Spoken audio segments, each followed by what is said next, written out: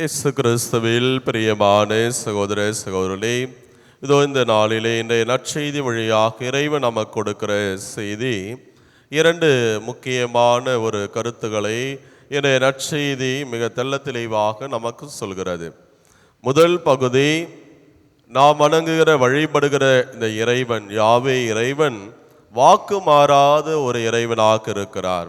மனிதர்களாகிய நாம் இன்றைக்கு ஒன்றும் நாளை ஒரு பேச்சுமாக இருக்கிறோம். எனவே நாம் கொடுத்த அந்த வாக்கை காப்பாற்ற நாம் தவறினாலும் நம்முடைய இறைவன் என்றைக்குமே வாக்கு மாறாத இறைவனாக இருக்கிறார்.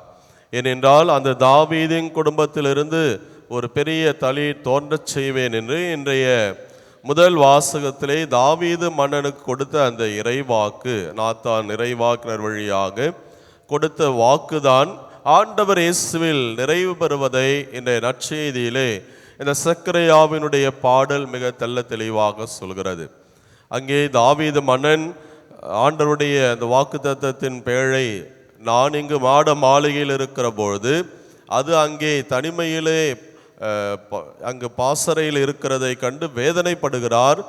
ஆண்டவருக்கென்று ஒரு இல்லிடம் அமைப்பேன் என்று அவர் முடிவெடுக்கிற பொழுதுதான் இறைவாக்கினர் நாத்தான் வழியாக ஆண்டவருடைய வாக்கு சொல்லப்பட்டதை முதல் வாசகம் தெளிவாக சொல்கிறது. இந்த தாவீதின் குடும்பத்திலிருந்து ஒரு தளிர் தோன்றும், அதனுடைய அந்த ஆட்சி என்றென்றைக்கும் நிலைத்திருக்கும். எனவே அந்த தாவீதின் வழிமரபில் பிறந்த தம் ஒரே மகன் இயேசு கிறிஸ்து வழியாக இந்த உலக மக்களின் அவர் என்றைக்கும் ஆட்சி செய்கின்ற ஒரு அரசராக, நீதியின் இரக்கத்தின் அரசராக எல்லா காலங்களிலும் நீடிக்க செய்த அவருடைய வாக்கு நிறைவேறுவதைத்தான் முதல் பகுதி நமக்கு தெளிவாக சொல்கிறது. இரண்டாவது பகுதி திருமுழுக்கு யோவானுடைய செயல்பாடு. எனவே அந்த ஆண்டவருடைய மீட்பு திட்டத்திலே நாம் எல்லாருமே கருவிகளாக இருக்கிறோம். அவரவர் அந்தந்த குறிப்பிட்ட காலகட்டத்தில் எதற்காக கடவுள் நம்மை இன்றைக்கு உருவாக்கி இருக்கிறாரோ நம்மை அவருடைய கருவிகளாக பயன்படுத்தி மீட்பு திட்டத்தை மிக சிறப்புற செய்வார். நாம் செய்ய வேண்டியதெல்லாம் நம்முடைய இரண்டு கரங்களை ஆண்டவருடைய கரத்திலே ஒப்பு கொடுக்க வேண்டும். அவர் நம்மை வழி நடத்துவார் என்பதுதான் இரண்டாவது பகுதி நமக்கு தெளிவாக சொல்கிறது. தன்னுடைய குழந்தை அந்த திருமுழுக்கு யோவான், நீ என்னென்ன காரியங்கள் எல்லாம் செய்ய போகிறாய், ஆண்டவருடைய மெஸ்ஸியாவுடைய வருகைக்காக ஆயத்தம் செய்ய வேண்டிய பணிகளை நீ நிறைவாக செய், அது உனக்கு கொடுக்கப்பட்ட அந்த கடன் பணி என்று சொல்லி அந்த குழந்தையினுடைய எதிர்கால பணியை குறித்தும் அவர் எப்படி கடவுளுடைய கருவியாக செயல்பட இருக்கிறார் என்பதைத்தான் இரண்டாவது பகுதி மிக தெளிவாக நமக்கு சொல்கிறது. எனவே நாம் வணங்குகிற வழிபடுகிற இறைவன் வாக்கு மாறாத ஒரு இறைவனாக இருக்கிறார். அத்தகைய இறைவனை வணங்குகிற நாமும் நம்முடைய வாழ்வில் கொடுத்த வாக்கை நாம் கண்டிப்பாக கடைபிடிக்க வேண்டும் என்பது முதல் பாடமாக நாம் ஏற்றுக்கொள்ள வேண்டும். இரண்டாவது, நாம் ஒவ்வொருவருமே கருவிகள். திருமுழுக்கு யோவான் எப்படி தான் எதற்கு அனுப்பப்பட்டாரோ அதிலே தெளிவாக இருந்தார்.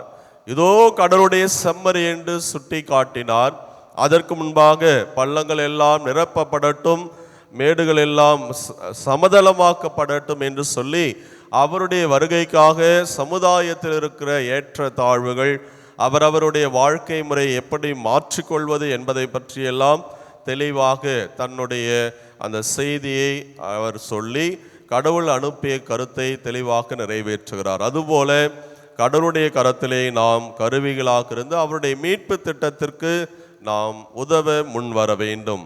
மூன்றாவது, இந்த பகுதியெல்லாம் தாண்டி இன்றைக்கு மிக பொருத்தமாக இருக்க வேண்டியது, தாவீது மன்னன் யாவே இறைவனுக்கென்று ஒரு ஆலயம் கட்ட முயற்சி எடுத்த போது ஆண்டவர் சொன்னது, நீ என்னுடைய கண்களில் விலையேற பெற்றவனாக இருந்தாலும் உன் கரம் பாவக்கரை படிந்த ஒன்றாக இருந்தது. எனவே உன்னால் அந்த ஆலயத்தை, நான் பரிசுத்தமான ஒரு இறைவன், அந்த பரிசுத்தமான இறைவன் வாழ்வதற்கான ஆலயத்தை உன்னால் கட்ட முடியாது, உன்னை தொடர்ந்து வரக்கூடிய உன் பிள்ளைதான் கட்டுவான் என்று ஆண்டவர் சொல்கிறார். காரணம் தாவீதினுடைய பாவ வாழ்வு.